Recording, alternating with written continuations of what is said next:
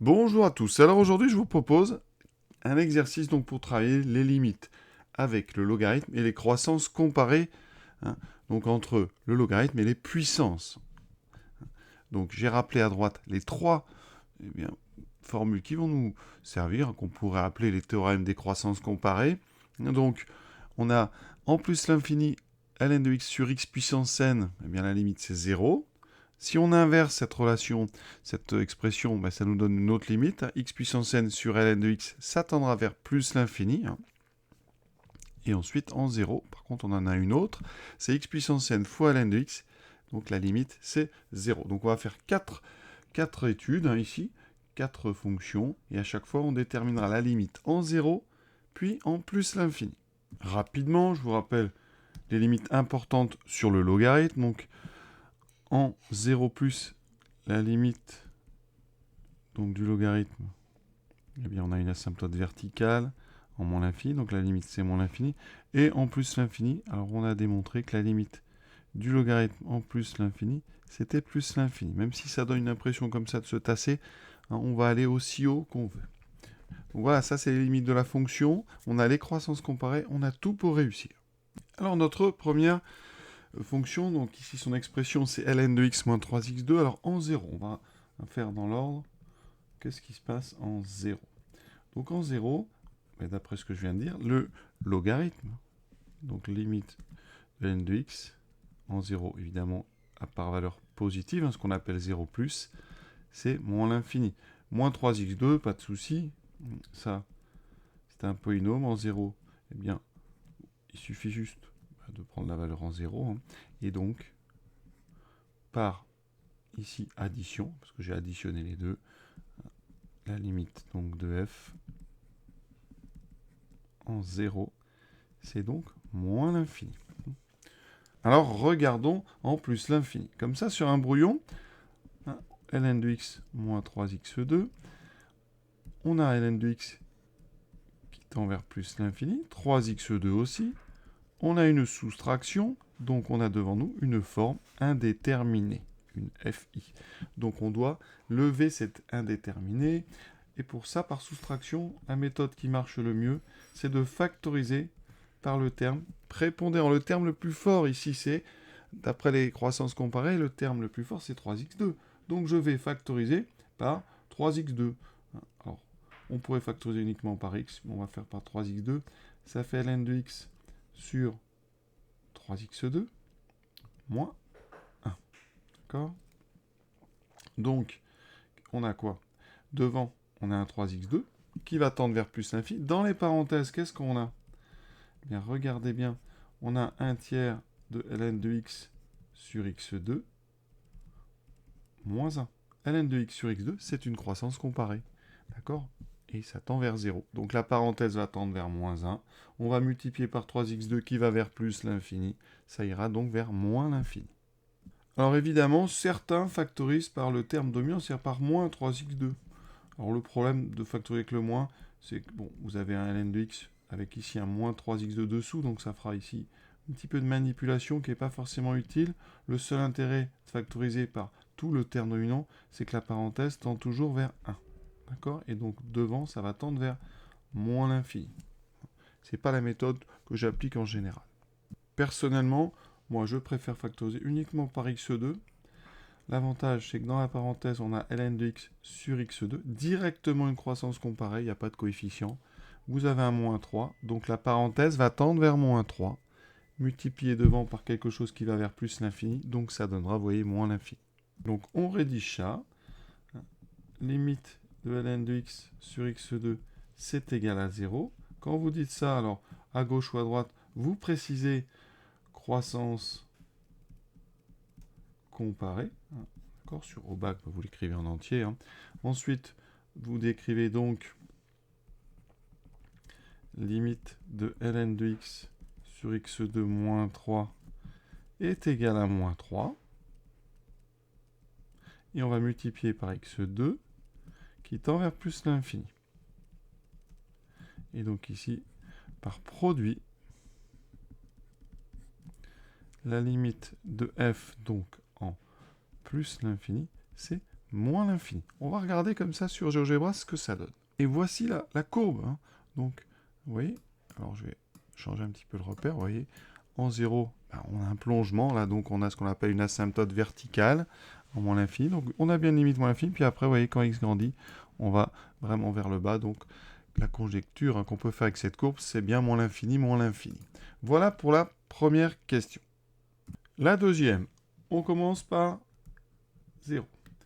Alors, on a 4 termes ici, x3, 2x2 moins 3x, ça c'est un polynôme, donc en 0, ça va tendre vers la valeur en 0, donc ça fera 0, il reste que le moins ln, donc aucun souci. Donc limite, quand x tend vers 0 de x3 plus 2x2 moins 3x, c'est donc 0. Limite du logarithme en 0, on a dit dans le cours, c'est plus l'infini. Donc vraiment, souvent on réinsiste sur le 0 plus ici. Ça serait plus, ça serait moins l'infini. C'est ce qu'on a vu sur la courbe, mais comme on a un moins, ça va faire plus l'infini. Donc, par somme, la limite de f en 0, ici c'est donc plus l'infini. Maintenant, on s'attaque à plus l'infini. Alors ici, on a plein de termes. Hein. On a un x cube, un 2x2 qui vont vers plus l'infini, un 3x avec le moins qui va vers moins l'infini, le moins ln aussi, donc là, on a une forme indéterminée évidente, on va factoriser par le plus fort. Alors, qui est le prépondérant là-dedans? Eh bien, c'est x3. Hein, plus la puissance est grande dans l'infini, plus le terme va être important. Et donc ici, alors on va pas parler de limite tout de suite, on va factoriser. Et donc, f de x, on va le factoriser par x3. Alors, on peut très bien, parce que x est non nul, à cause du logarithme. Ça va donner 1, plus 2, alors je vais aller doucement, mais normalement on fait ça en une étape. 2x2 sur x3, moins 3x sur x3, moins ln de x sur x3. Vous voyez, ici, on a une jolie croissance comparée, en plus l'infini. Alors, dans les parenthèses, il faut apprendre à simplifier. x2 sur x3, il restera un x tout seul en bas. x sur x3, il restera un x2 en bas. Donc là, j'ai plus 2 sur x, moins 3 sur x2, moins ln de x sur x3. Et l'idée de factoriser par le prépondérant, c'est qu'à chaque fois dans vos rapports, eh bien, ça va tendre vers 0. Il va vous rester dans la parenthèse uniquement le 1. Donc la parenthèse va tendre vers 1, et c'est donc le x3 qui va donner sa limite, qui sera plus l'infini. Et donc on a juste à rédiger tout ça. Alors, on peut dire limite en plus l'infini de 2 sur x. C'est égal à la limite de 3 sur x2, en plus l'infini, ça c'est 0. C'est fonction de référence. Ensuite, vous écrivez croissance comparée. Limite de ln de x sur x carré, c'est 0. En plus l'infini. Donc, par somme, la limite de la parenthèse, ça va être 1.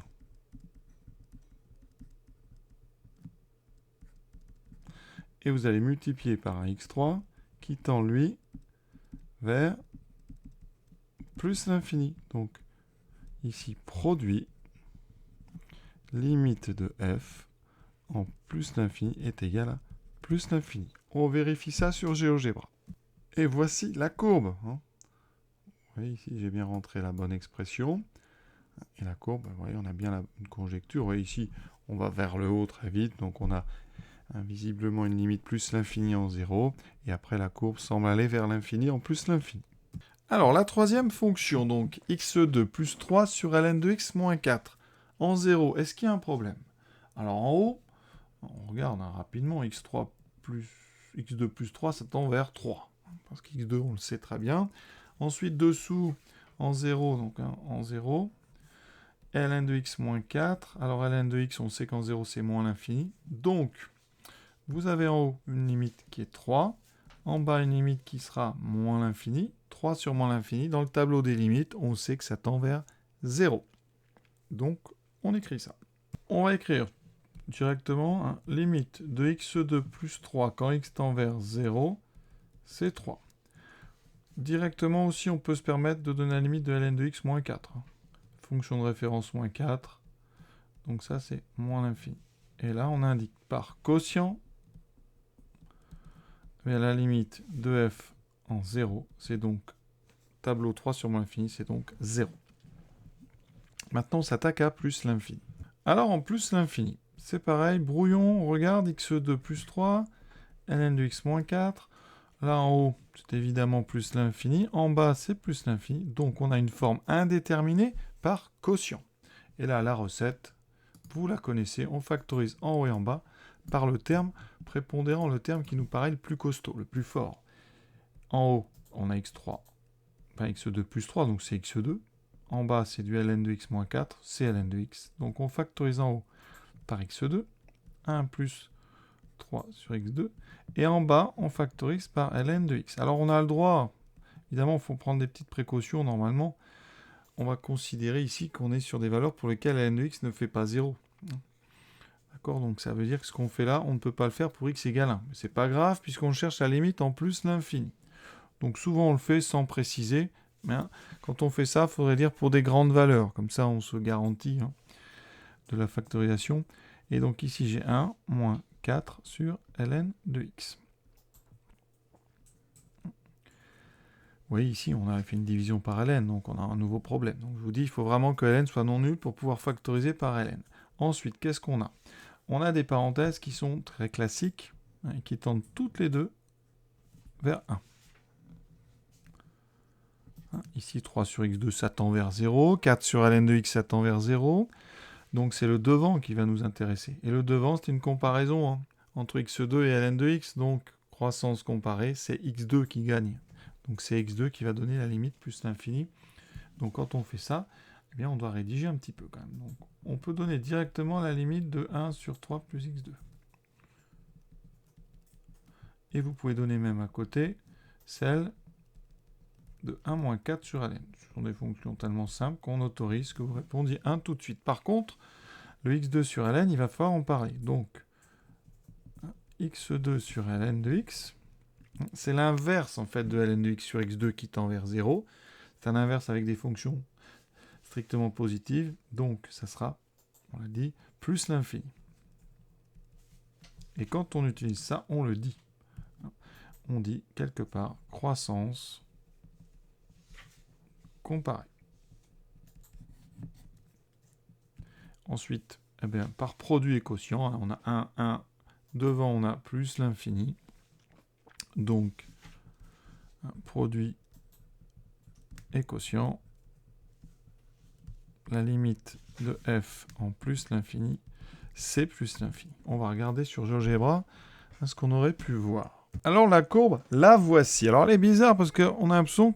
Alors bon, en 0, je regarde, excusez-moi, on va commencer par 0. Vous voyez bien qu'en 0, on a bien l'impression que ça tend vers 0. Non mais ça va vraiment vite. Et vers le bas, il y a un problème. Alors ce qu'on n'a pas regardé, c'est le domaine de définition. Ici, on n'en avait pas besoin. Mais il faut que ln de x soit différent de 4. Et il se trouve que ln de x, c'est égal à 4 pour x égale exponentielle de 4. Donc, il y a quelque chose que vous ne voyez pas ici.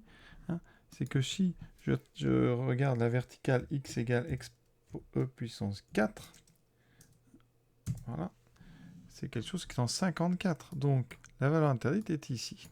Ça veut dire qu'il y a une partie de la... Donc là, la partie à gauche descend. Et donc ici, il faut aller regarder en haut. Et vous allez voir qu'en haut, alors il faut aller très haut parce que c'est une courbe vraiment qui est très très haut quand on est là-haut. Et donc voilà, vous avez une deuxième partie qui était là. On étudiera ça plus tard dans des études plus complètes. Là, on était juste sur la limite en 0 et plus infini. Vous voyez qu'en plus infini, on a bien ce qu'il nous faut. Alors en 0, pour ln de x sur 2 racines de x, qu'est-ce qu'on peut dire? Alors là, ln de x en 0, ça donne quoi? Donc on l'a dit, c'est moins l'infini. Donc en haut, j'ai moins l'infini. En bas, en 0, la racine carrée, ça tend vers 0. Donc 0, même 0, positif. J'ai donc moins l'infini sur 0 plus. Eh bien ça n'est pas indéterminé. Moins l'infini sur 0 plus, c'est comme si vous aviez moins l'infini multiplié par 1 sur 0 plus. On peut manipuler les symboles comme ça sur son brouillon. Moins l'infini fois 1 sur 0 plus, ça équivaut à moins l'infini fois plus l'infini. C'est donc moins l'infini. Donc ça, ce n'est pas du tout une forme indéterminée. Et pour la rédiger, c'est tout simple. On dit limite de ln égale moins l'infini. Quand x tend vers 0, on va bien préciser ici 0 plus. Limite de 2 fois racine carrée de x quand x tend vers 0 plus, c'est aussi, enfin c'est 0 plus. Et la part quotient, très important, et la limite de f en 0 plus, c'est donc moins l'infini sur 0 plus, c'est-à-dire moins l'infini. Ça, c'est les règles dans les tableaux de quotient, sur les limites. Alors, en plus l'infini, là, vous allez voir, ça finit en beauté. Pourquoi? On a ln de x sur racine carrée de x. Alors, on a un 2 ici qui n'est pas gênant, hein. Mais donc, on a quoi? En haut, on a donc plus l'infini. En bas, plus l'infini. On a donc une forme indéterminée. Alors on se dit, bah tiens, les croissances comparées, ça va m'aider. Le problème, c'est que racine de x, ça n'est pas une puissance entière. Donc mes croissances comparées, celles qu'on m'a appris dans le cours de terminale, ne fonctionnent pas. Alors on pourrait essayer de se débrouiller en faisant apparaître, comme ça, une croissance comparée. Par exemple, ici, à la place de racine carrée de x, je mets x. Donc ça veut dire quoi? Je n'avais pas de x en bas, donc je suis obligé de le compenser en mettant un haut. Alors, est-ce qu'on s'est sorti de l'auberge? Eh bien, x sur racine de x, ça fait quoi, ça? Je vous rappelle que quand x est positif, x, c'est racine de x fois racine de x. Donc, x sur racine carrée de x, ça fait tout simplement racine carrée de x. Donc, ici, j'ai fait apparaître une croissance comparée. Ça, on sait qu'en plus, l'infini, ça tend vers 0. Mais le problème, c'est que j'ai mis une racine en haut qui tend vers plus l'infini. Donc, j'ai transformé, mais je suis toujours sur une forme indéterminée. Et donc, cette méthode-là, elle ne marche pas. Alors là, il faut un petit peu d'astuce. Et donc, si ça devait tomber, je pense qu'on pourrait vous aider. Parce que le souci, c'est qu'en haut, on a un ln et en bas, on a une racine. Alors, ça aurait été bien si on avait eu ln de racine de x sur racine carrée de x. Ça, c'est très bien. Pourquoi? Parce que ça, c'est une composée. Laquelle? Eh bien, vous voyez, c'est ln de grand X sur X avec un grand X qui serait racine carrée de X. On sait que quand petit x tend vers plus l'infini, racine de petit x, ça va vers plus l'infini. Donc mon grand X, il va vers plus l'infini. Et donc j'ai besoin de regarder ln de grand X sur X quand mon grand X va vers plus l'infini. Et ça, croissance comparée, alors on l'écrit toujours, croissance comparée, pour bien montrer qu'on utilise le cours. Ça, c'est 0, donc si je compose, composition, donc composer, ça veut dire que limite de ln de racine carrée de x sur racine de x, en plus l'infini, c'est donc 0. Cette astuce, vous allez voir qu'on va utiliser, on l'utilise pour démontrer justement les croissances ln de x sur x puissance n. Vous regarderez la vidéo sur le cours. Qu'est-ce qu'on va faire maintenant? Mais c'est tout bête, parce que cette racine carrée qui est dans le logarithme, vous avez une formule. ln de racine carrée de x, c'est 1 demi de ln de x. Quel que soit x positif. Donc ici, eh bien, je vais transformer cette expression, et ça va me donner tout de suite la limite de ln de x sur racine carrée de x. On va donc écrire or, ln de racine de x sur racine carrée de x est égal à 1 demi de ln de x sur racine carrée de x, et donc égal à ln de x sur 2 racine carrée de x. Et en plus, on a même le 2 qu'on a dans f de x, vous voyez, c'est encore mieux. Donc, conclusion, eh bien, on a dit que c'était 0 la limite, donc la limite de f en plus l'infini, c'est égal à 0. Donc, une belle astuce, je vous le dis, qu'on utilise pour démontrer justement les croissances comparées avec des puissances de n supérieures à 1. Voilà, cet exercice est à présent terminé. Alors, je n'ai pas regardé sur GeoGebra, on va quand même le faire. Alors, donc, dans GeoGebra, ln de x divisé par, donc, 2 fois la racine carrée. La racine carrée sur GeoGebra, c'est square root. Donc, SQRT, et vous mettez x. Voilà, on valide. La courbe ressemble à ça. Alors oui, je n'ai pas changé de repère depuis la question précédente. Donc pour ça, on va aller modifier. On va modifier le repère. Comme ça, je vais vous montrer ça. Pour modifier un repère, on se met sur le déplacement graphique. On clique ici. On met par exemple 1 sur 1. Comme ça, vous arrivez sur un repère des fois. Puis après, vous pouvez zoomer. Alors là, regardez ce qui se passe. Ça ressemble un petit peu à un logarithme, mais encore plus écrasé ici. Donc, en 0, on a une limite qui semble être moins l'infini. C'est ce qu'on avait trouvé, avec notre, je rappelle, moins l'infini sur 0+. Et en plus l'infini, on a une montée quand même qui est très très lente. et une montée très lente au début, et après, hop, vous voyez, ça descend, ça descend. Alors, c'est une descente hyper lente. Alors, il faut aller loin pour que ça descende. Mais quand on commence à aller loin, la racine, quand même, écrase un petit peu, et on a bien cette sensation d'avoir une limite égale à 0. Mais vous voyez, la courbe est très particulière. Quand on la regarde de loin, alors après, de près, c'est un petit peu plus régulier. Donc voilà à quoi on peut dire qu'elle ressemble. Donc une asymptote verticale, la courbe se colle sur l'axe des ordonnées, vers le bas, donc en moins l'infini. Et ensuite une limite en plus l'infini qui sera 0. Donc l'axe, regardez quand je fais un repère comme ça, on voit bien que la courbe et l'axe horizontal se confondent. Au fur et à mesure que x grandit, on dit que l'axe des abscisses, c'est une asymptote à la courbe de f en plus l'infini. Vous voyez, la courbe, elle est collée sur deux droites, quand on est très loin. Une droite horizontale qu'on appelle une asymptote horizontale et une droite verticale qu'on appelle une asymptote verticale. Voilà, je vous souhaite une bonne fin de journée à tous. À bientôt.